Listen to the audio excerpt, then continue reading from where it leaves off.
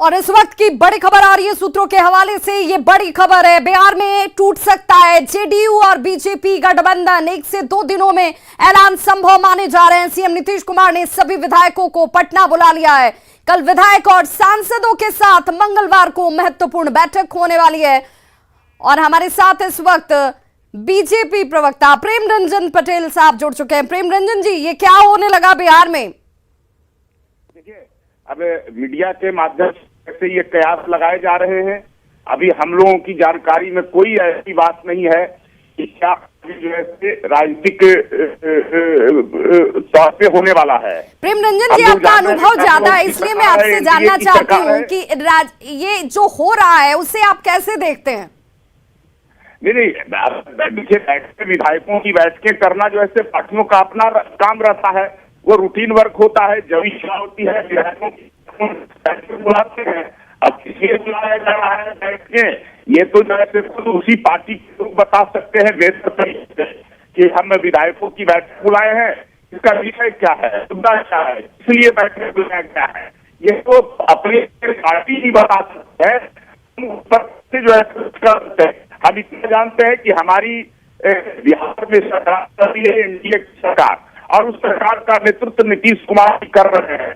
और नीतीश कुमार जी के साथ हमारा साथ रहा है कि नया गठबंधन में है, हमारा लंबे समय से इनके साथ गठबंधन रहा है। और भारतीय जनता पार्टी की सदैव इच्छा है कि इस गठबंधन को बरकरार रखें।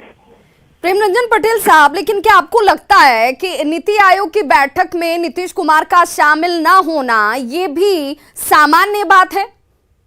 नहीं, देखिए, नीतीश कुमार जी कोरोना हो गया था, तुरंत उभरे हैं। बहुत सारे जो ऐसे व्यवस्थाएं थी, बहुत सारे काम उनके थे, तो मैं मानता हूँ कि हो सकता है वो नहीं जा सके, उनके कोई प्रतिनिधि या किन्हीं को भेजने का उन्होंने काम किया हो। स्वयं जाना ये जरूरी नहीं होता कि हम अपने गए, लेकिन कोई प्रतिनिधि अगर जाता है तो वो सरकार का जो है प्रतिनिधित्व करता है। नीतीश कुमार की सोनिया गांधी से बातचीत होती है, ये भी जानकारी सामने आ रही है। अपने विधायकों और सांसदों को आनन फानन में आज बुला लिया जाता है, कहा जाता है कि 3 दिनों तक आप टस से मस मत होइएगा, यहीं रहिए। आपको ये भी सामान्य लग रहा है? कोई बुरी बात नहीं होती है, राजनीति में संवाद चलता रहता है। इस संवाद का अर्थ ये नहीं होता है कि हम उसके साथ जो है जा रहे हैं राजनीतिक तौर पे। लंबे समय से नीतीश कुमार जी का जो विपक्ष के लोग हैं उनके साथ आपने देखा कि राष्ट्रपति के चुनाव हो और सब में एनडीए के साथ उन्होंने मजबूती के साथ रहने का काम किया है। प्रेम रंजन साहब, लेकिन एक मौका नहीं है, कई मौके हैं। 17 जुलाई आपको भी याद होगी, जब केंद्रीय गृह मंत्री अमित शाह की अध्यक्षता में हर घर तिरंगा अभियान लेकर मुख्यमंत्रियों की बैठक हुई थी, तब भी नीतीश कुमार नहीं गए। पूर्व राष्ट्रपति रामनाथ कोविंद के विदाई भोज में भी आमंत्रण मिला, तब भी नहीं गए। 25 जुलाई को नवनिर्वाचित राष्ट्रपति द्रौपदी मुर्मू के शपथ समारोह में बिहार के मुख्यमंत्री नहीं जाते हैं। आपको ये सब कुछ सामान्य कैसे लग रहा है? सब कुछ चलिए, पार्टियों का हो सकता है कि विधायकों को बुलाना, बैठना, बातचीत करना सामान्य सी बात है, उनका विशेषाधिकार है, लेकिन एक साथ इतने सारे कोइंसिडेंस कैसे हो सकते हैं? होने के कारण कुछ समय तो मुख्यमंत्री का कहीं आना जाना नहीं हो सका, कहीं नहीं निकल सके, इसलिए ये बातें हो सकती है। और उसके बाद व्यवस्थाएं भी होती है, बहुत सारे कानून के ऊपर जिम्मेदारियां भी, तो इन सब चीजों को लेकर क्या नहीं ध्यान हुआ, कोई बहुत बड़ा विषय नहीं होता है। प्रेम रंजन साहब, हमारे साथ बने रहिए। इस वक्त हमारे साथ आरजेडी प्रवक्ता अजय यादव जी भी जुड़ चुके हैं। अजय जी, प्रेम रंजन साहब को तो लग रहा है कि सब कुछ ऑल इज वेल है, सब कुछ ठीक ठाक है, सामान्य प्रक्रिया है पार्टियों की तरफ से अपने विधायकों को, सांसदों को बुला लेना, बैठक करना। आपको भी ऐसा लगता है कि बिहार की राजनीति में ये सामान्य सी बात है? देखिए, बीजेपी के जितने लोग हैं, देश डूब जाए, देश संविधान नष्ट हो जाए, वो लोग को सब चीज ऑल इज वेल ही लगता है। हम लोग चीख के लगातार कह रहे हैं कि देश खतरे में है, लोग असंतुष्ट हैं, नौकरियां नहीं है, बेरोजगारी है, महंगाई है, लेकिन बीजेपी का मानना है ऑल इज वेल। उनकी चश्मा ही अलग है, लेकिन ऑल इज नॉट वेल।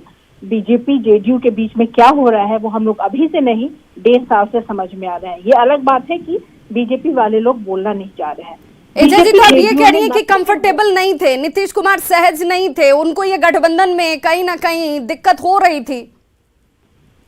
देखो, शुरू से ही बीजेपी और जेडीयू में नथिंग इज वेल, वो लोग जो ऑल इज वेल बोलते हैं, नथिंग वाज एवर वेल, ये बात तो सही है। और नीतीश कुमार जी सहज से लगातार नीतीश कुमार जी को दबाया जा रहा था, इनको काम करने नहीं दिया जा रहा था, तो कभी दोनों पार्टी के बीच में कुछ ठीक नहीं थी। बिल्कुल प्रेम रंजन साहब, आप सुन रहे होंगे, एजिया यादव सीधे तौर पर कह रही हैं कि ये आज नहीं, ये तो शुरुआत ही गलत हुई थी, शुरू दिन से ही अनकंफर्टेबल है नीतीश कुमार, आप लोग उन्हें दबा रहे थे। जब गठबंधन नीतीश कुमार जी का आरजेडी के साथ बना था, नीतीश जी गठबंधन तोड़े थे, कोई आरजेडी ने नहीं तोड़ा था, नीतीश जी खुद अनकंफर्टेबल थे, उनके साथ चलना मुश्किल था, उनके साथ आरजेडी के साथ मेरा लंबे समय तक चलना ही मुश्किल है।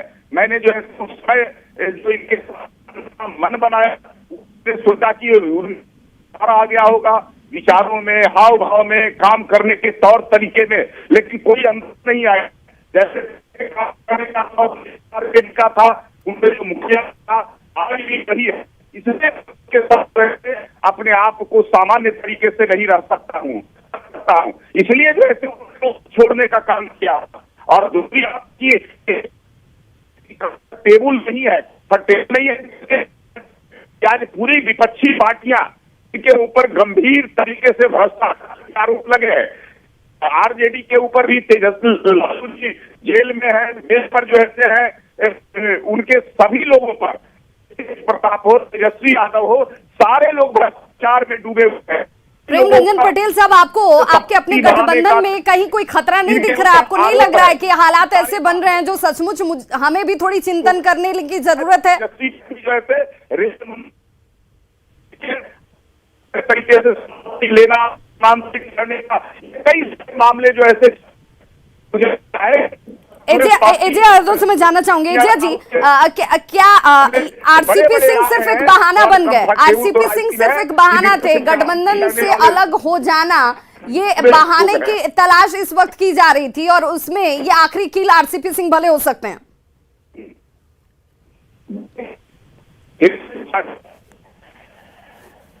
एजिया,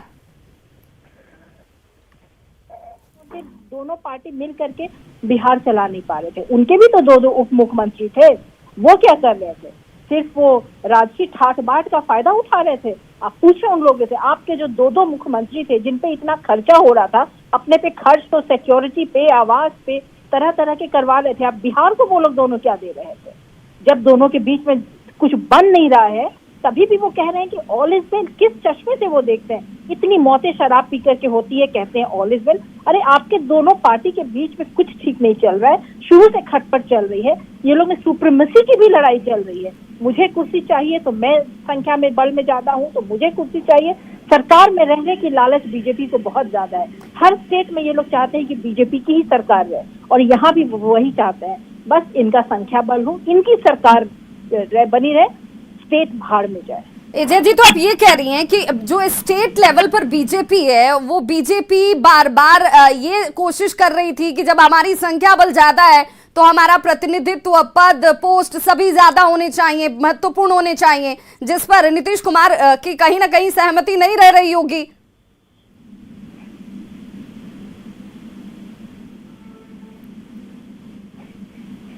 एजे जी, अब तक हमारी आवाज पहुंच पा रही है? हाँ बोलिए। एजे जी, मेरा सवाल इसलिए ये है क्योंकि अब तल्खियां क्या चरम पर पहुंच चुकी हैं। नीति आयोग की बैठक में नीतीश कुमार का न जाना ये भी सामान्य बात नहीं है, जैसा बीजेपी कह रही है कि स्वास्थ्य ठीक नहीं रहा होगा इसलिए नहीं गए। बिल्कुल बिल्कुल, बीजेपी अपनी बातें कर रही है, जो असलियत है उससे ये लोग मुंह मोड़ रही है। दोनों के बीच में कुछ सामान्य नहीं है, दोनों के बीच में पटरी नहीं बैठ रही है, दोनों के बीच में शुरू से सुप्रीमेसी की लड़ाई चल रही है। अगर मुख्यमंत्री जी सीएम है तो वो लोग चाहते हैं कि जितने भी पदाधिकारी हैं वो बीजेपी के हिसाब से चले, इसे सामान्य तो कुछ नहीं है, और बीजेपी वालों को ये मान लेना पड़ेगा। बिल्कुल प्रेम रंजन पटेल साहब, चश्मे को जरा साफ कर लीजिए, उसमें शायद अब पावर के बदलाव की भी जरूरत है। कह रही हैं कि अभी दृष्टि दोष आप लोगों को हो गया है, आप सच्चाई देखना नहीं चाहते हैं। हम आपसे इस पर प्रतिक्रिया लें उससे पहले हमारे साथ राजनीतिक विश्लेषक जुड़ चुके हैं संजय कुमार जी। संजय जी, क्या इस वक्त सचमुच बिहार में राजनीतिक गर्माहट को इस रूप में देखा जाए कि एनडीए टूट सकता है? हाँ बिल्कुल, आप गर्माहट को देख सकती हैं और उसकी पटकथा, उसकी पृष्ठभूमि बहुत पहले से लिखी जा रही थी। ये तो अभी उसका क्लाइमेक्स देखने को मिलेगा। ठीक है, राजनीति में परिस्थितियां बनते रहती हैं, बिगड़ती गई थी तो लग तो रहा था कि सब कुछ एनडीए में ठीक नहीं चल रहा है। हाँ, भाजपा के लोग भी कह रहे थे कि सब कुछ ठीक है, जेडीयू के लोग भी कह रहे थे कि अभी तक तो हम गठबंधन में हैं, कल क्या होगा ये मैं नहीं कह सकता हूं। लेकिन जो एक दो दिनों के अंदर में जो घटनाक्रम ने रूप लिया, उससे तो लग रहा है कि एनडीए में सब कुछ ठीक नहीं है और कभी भी कुछ स्थिति बदल सकती है। राजनीति की कोई दिशा हो सकती है और सरकार भी हो सकता है कि सरकार का भी, जो एनडीए गठबंधन की भी सरकार चल रही है, कल कोई और गठबंधन की सरकार हो। तो अब तो इस दिशा में चीजें काफी आगे बढ़ते हुए दिख रही है। जिस तरह से बयान आ रहे हैं, भाजपा ने तो चुप्पी लगा बैठी है, लेकिन जेडीयू मुखर है। और जिस तरह से जेडीयू बार बार कह रही है कि 73 से 43 लाने में किनका योगदान रहा, समझने की जरूरत है। उन्होंने खुल करके कहा कि जिस चिराग की वजह से हम 43 पर आए, हमारी पार्टी में और चिराग पैदा करने की कोशिश की जा रही है। तो उस समय चिराग को कहां से मिल रहा था ऊर्जा, अभी जो नए चिराग बन रहे थे उनको कहां से ऊर्जा मिल रही थी। तो संकेतों में ही सब कुछ साफ साफ दिख रहा है। और जहां चीजें इस स्तर पर पहुंच जाती है तो लगता नहीं है कि सब कुछ साफ दिखता है। प्रेम रंजन पटेल साहब, एजिया जी को सब कुछ साफ दिख रहा है, बिहार की जनता ये कह रहे हैं कि सब कुछ देख समझ रही है, फिर आपको कैसे नहीं दिख रहा? आपको कैसे ये नहीं लग रहा कि पार्टी के अंदर ये शुरुआत नहीं है, ये अंत है? नीतीश कुमार के अंदर जो कुलबुलाहट थी, जो बेचैनी थी आपके साथ रहकर, वो अब अपने अंतिम चरण में पहुंच चुकी है। प्रेम रंजन साहब, और लंबा साफ है और आज भी है, वो कभी भी जो है आरजेडी के साथ जाकर के कंफर्टेबल नहीं हुए। छोटा सा समय काल मिला, समय काल में कुछ ऐसे नीतीश कुमार जी अनकंफर्टेबल होकर करके वहां से तुरंत उनको चलना पड़ा, छोड़ करके हटना पड़ा था। प्रेम रंजन साहब, आप ही कहने वाले थे कि सियासत में कुछ भी अस्थाई नहीं होता है। आज जो आपके साथ है कल कहीं और हो सकता है, कल जो कहीं और है वो आज आपके साथ हो सकता है। तो आप कम से कम इस बात को तो मानिए कि ये संभव भी हो सकता है। एजिया जी,